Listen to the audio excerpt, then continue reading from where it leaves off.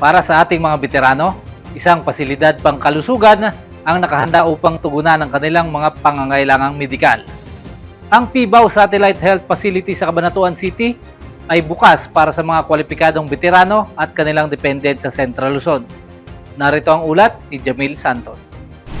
May dedikadong Veterans Health Facility na ngayon sa Cabanatuan City, Nueva Ecija na nakahanda para sa mga kwalipikadong veterano at kanilang dependent sa Central Luzon. Ang Major Juan Pajota Veterans Ward na matatagpuan sa Dr. Paulino J. Garcia Memorial Research and Medical Center ay nagsisilbing PIBAW Satellite Health Facility na naglalayong ilapit sa mga veterano at kanilang pamilya ang kinakailangang serbisyong pangkalusugan. May kapasidad itong 15 kama kabilang ang isang isolation room at nilagyan ng mga pasilidad at serbisyong kinakailangan para sa pangangalaga ng mga kwalipikadong benepisyaryo. Sa pagkakaroon ng pasilidad na ito, mas napalalapit sa mga veterano sa Central Luzon ang Veterans Healthcare Services nang hindi na kinakailangan bumiyahe hanggang Philippine Veterans Hospital sa Quezon City, Metro Manila para sa mga serbisyong maaring ipagkaloob sa partner facility sa rehiyon. Opisyal na binuksan ng Major Juan Pajota Veterans Ward noong ika-15 ng Mayo, kasunod ng Memorandum of Agreement sa pagitan ng PIBAW at ng ospital. Layunin ng partnership na palawakin ang access sa healthcare sa pamamagitan ng pagbibigay ng Veterans Focus Services na mas malapit sa mga komunidad sa Central Luzon, kabilang sa maaring makinabang ang mga kwalipikadong veterano at kanilang dependents, alinsunod sa eligibility criteria, documentary requirements at iba pang patakaran ng PIBAW at ng partner medical facility. The ward aims to cater to the hospitalization needs of PIBAW as well as AFP pensioners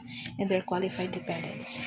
You may reach us through the following channels: email us at fseotarlac@pivaw.gov.ph, or at the hospital website at www.drpjgmmrc.doh.gov.ph, or you may contact us at 045-982-6255 and 044-463-8888 local 114 respectively.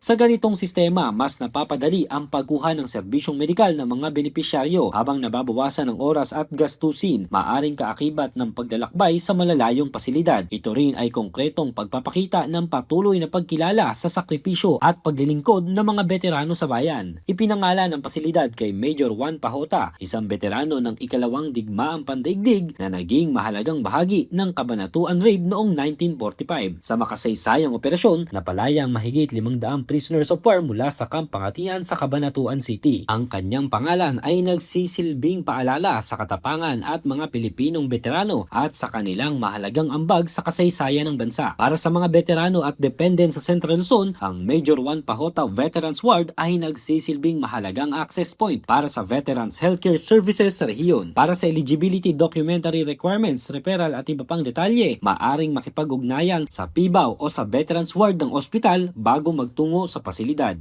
Mula dito sa Cabanatuan City, Nueva Ecija, ako si Jamil Santos, ang inyong pamilyang kaugnay para sa matatag na hukbong katihan ng Pilipinas.